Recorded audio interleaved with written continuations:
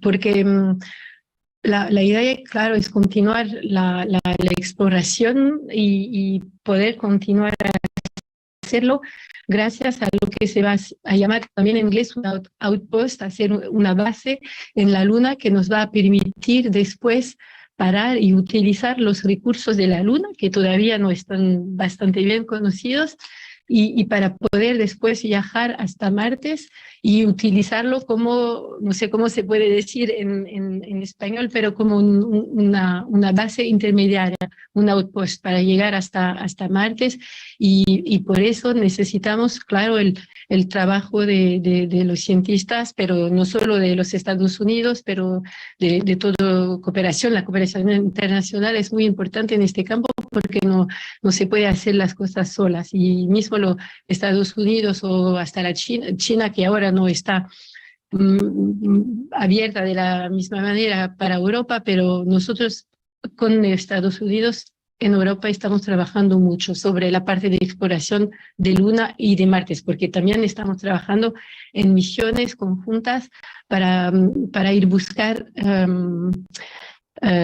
Mars Sample Return, es el nombre, las muestras, para traer muestras del suelo de Marte para volver aquí en la Tierra para estudiar de nuevo de manera conjunta con cientistas de todo el mundo para poder preparar de la mejor manera posible las futuras misiones a Marte. Bien, y entonces pensando un poco en estas futuras misiones, en que en algún momento va a haber algún humano en Marte, te quería preguntar, Víctor, ¿qué tipo de misión, de diseño de misión se está contemplando, más allá de usar la Luna como portal, como base intermediaria? ¿Qué tipo de diseño se está pensando para ir a Marte? Y en este sentido, ¿cuáles son los riesgos que los seres humanos que vayan para allá tienen que afrontar?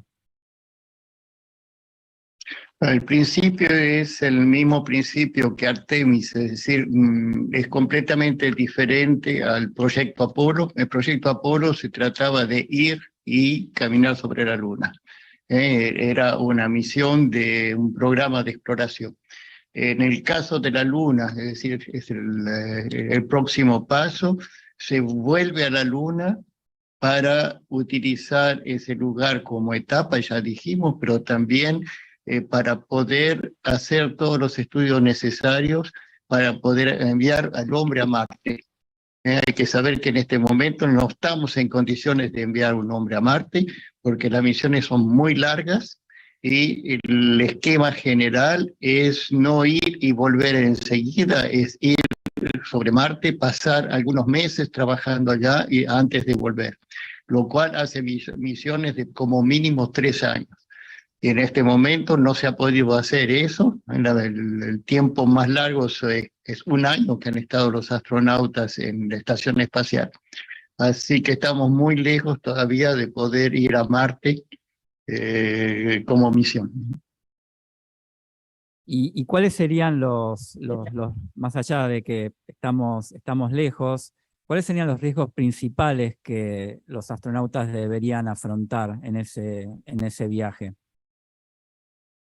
Los riesgos son múltiples, el riesgo psicológico primeramente, hay que tener cuenta que es un impacto psicológico muy importante, el hecho de tener que convivir, como pasa en la Antártida, en un medio ambiente hostil como es el espacio, con personas que tienen que entenderse, trabajar juntas. Esto es un problema psicológico, y además un impacto psicológico importante es que durante el viaje a Marte va a ser la primera vez que los astronautas no van a poder ver la Tierra. Cuando uno lee los testimonios de los astronautas de Apolo, a pesar de todo, siempre miraban hacia la Tierra para saber que estaba siempre allí. En el viaje a Marte eso no va a poder hacerse. En cuanto a los riesgos fisiológicos médicos, efectivamente está primeramente performance, de alteración de los ritmos circadianos, por supuesto. Hay que encontrarle los right staff, es decir, el buen equipo, la buena tripulación que trabajen bien juntos. Y después tenemos el problema de nutrición, eso es importante, la pérdida ociosa y el problema mayor que tenemos ahora, porque no se sabe cómo hacer para protegernos, es el problema de las radiaciones. Y todavía no se sabe cómo se va a poder hacer para que los astronautas que vayan a Marte sean protegidos de las radiaciones del espacio. Dentro de estos riesgos, Víctor, que estás mencionando, el riesgo relacionado a los aspectos de fatiga, de falta de sueño, entran dentro del que fue tu campo de estudio durante muchos años.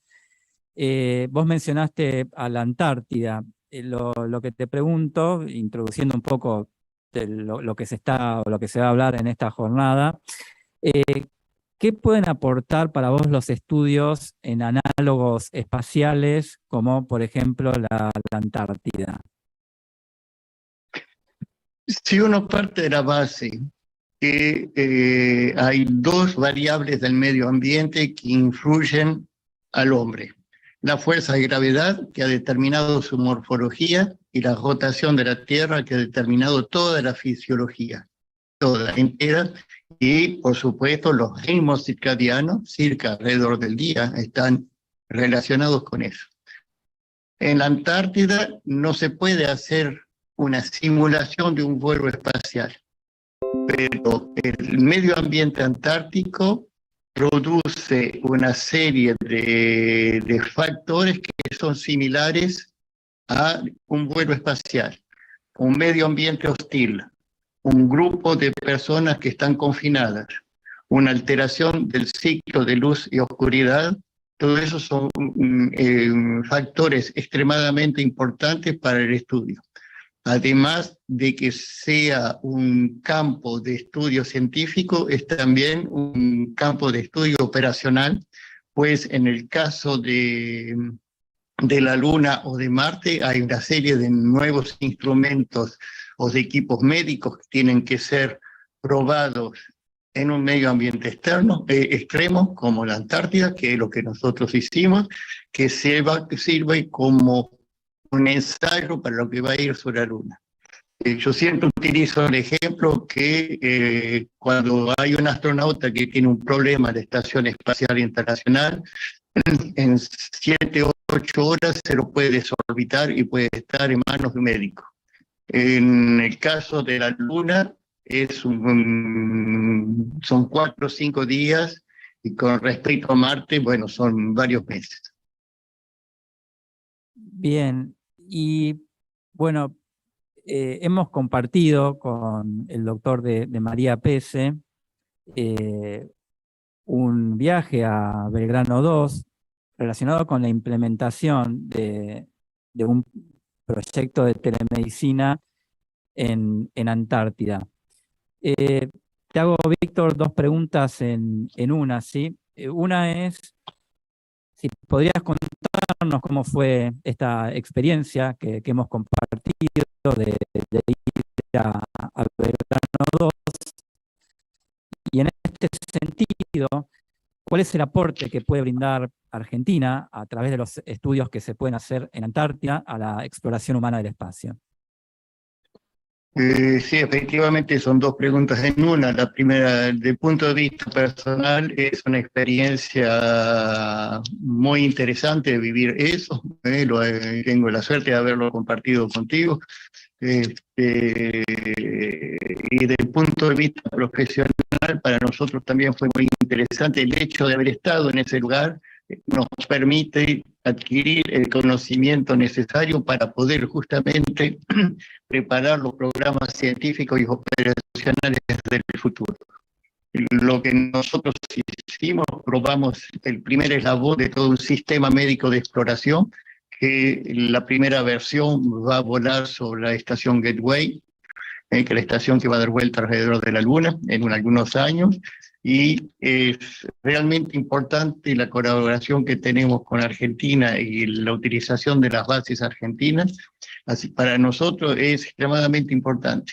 Y yo pienso que para la Argentina también, pues, la colaboración con la ESA permite de hacer conocer en el extranjero la presencia de la Argentina en la Antártida, que a pesar de ser el único país que ocupa la Antártida en permanencia después de 1904, en Europa no muchos saben eso. Yo pienso que es importante que nosotros nos convirtamos también en mensajeros de esa actividad antártica de la Argentina.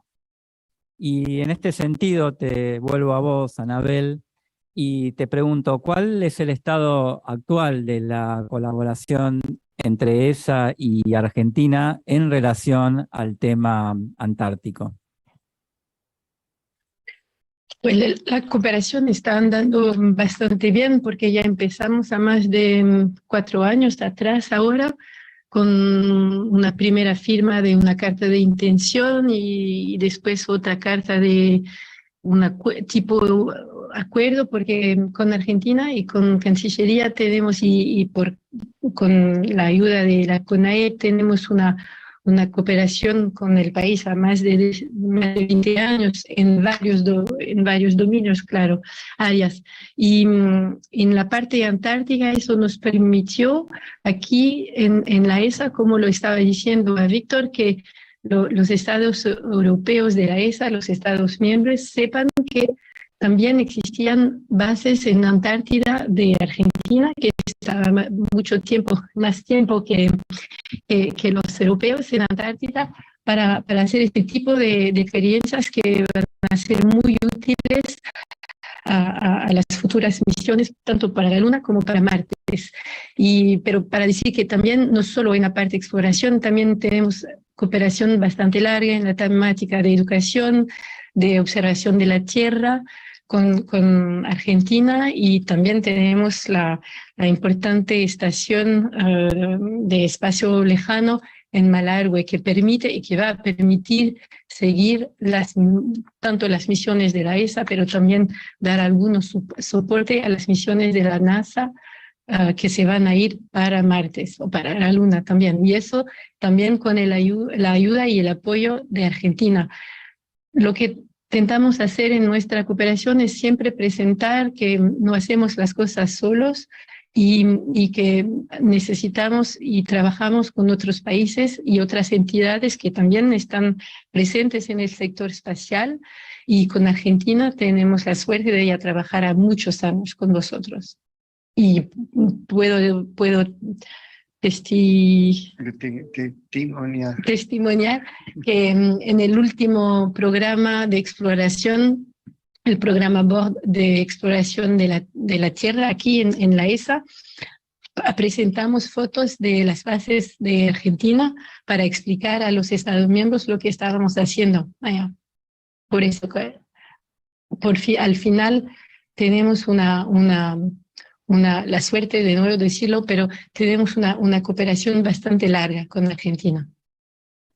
Y Víctor, desde el punto de vista científico, ¿cuáles son las perspectivas futuras que vos podés llegar a visualizar de nuestra colaboración con ustedes? Para mí la pregunta.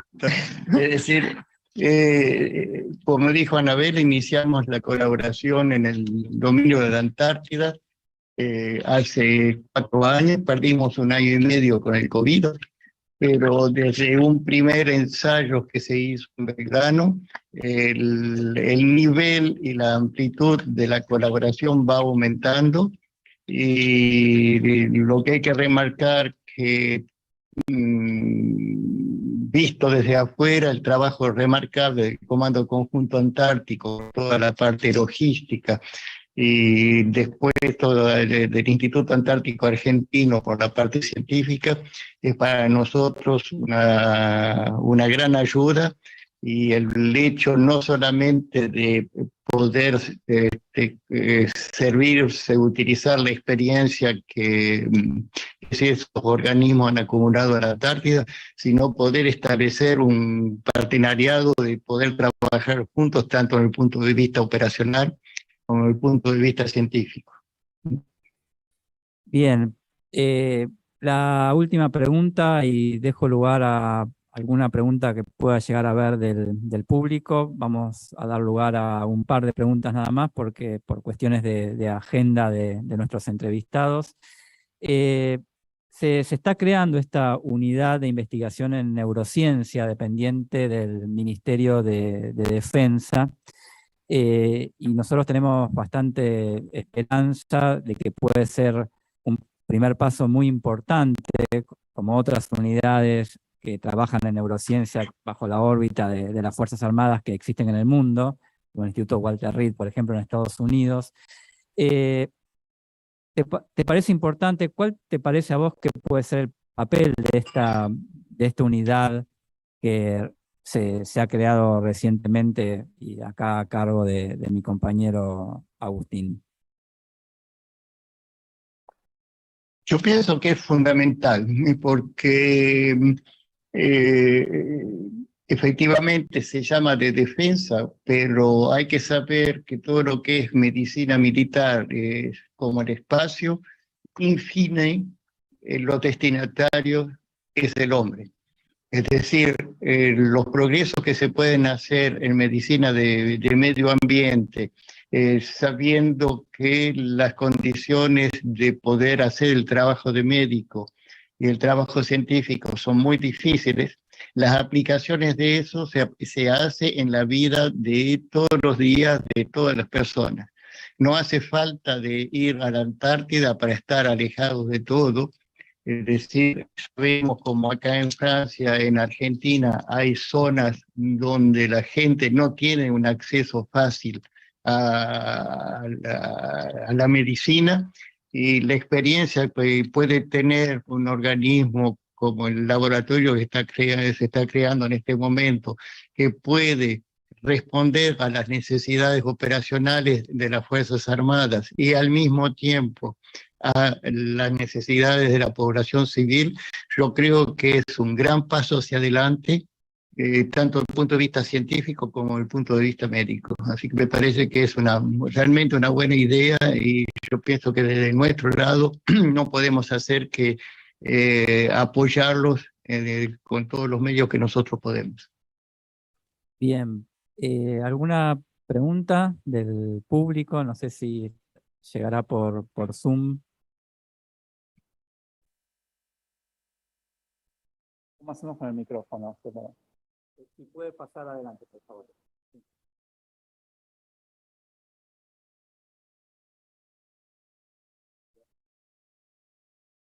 ¿Me escucha desde la ESA? Sí. Gracias. Bien, yo soy el contraalmirante médico Saquetti, soy el director de Salida Conjunta. Y la pregunta que quisiera formularles es cuasi filosófica. Obviamente hay numerosos estudios, tanto nacionales como internacionales, acerca de cuestiones psicológicas y cuestiones cronobiológicas en regiones polares.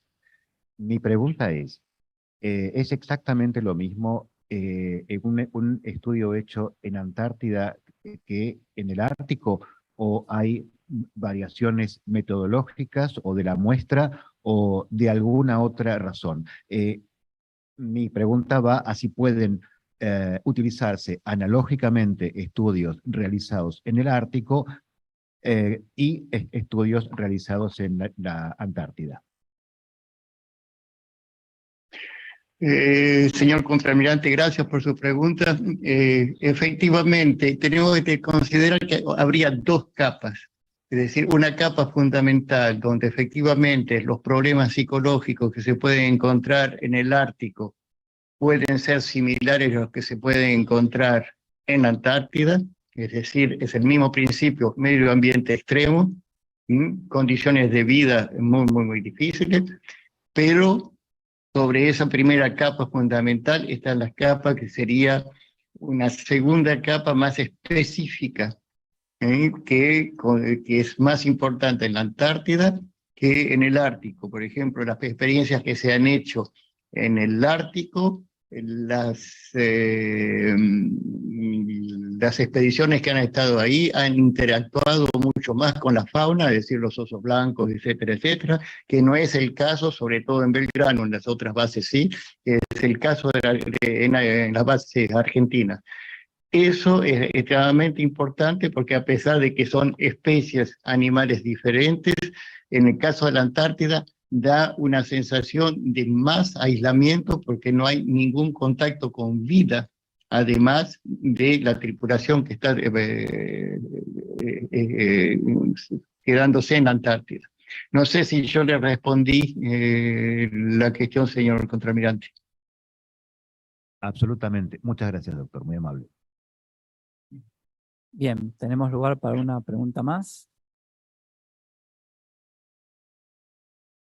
Bueno, Víctor, Anabel, la verdad es que muchísimas gracias por habernos brindado esta entrevista.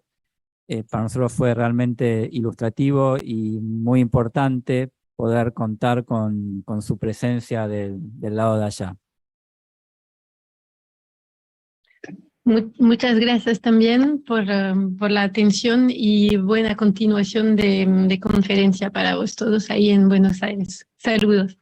Bien, les mando a ambos un saludo y un abrazo muy grande y gracias nuevamente.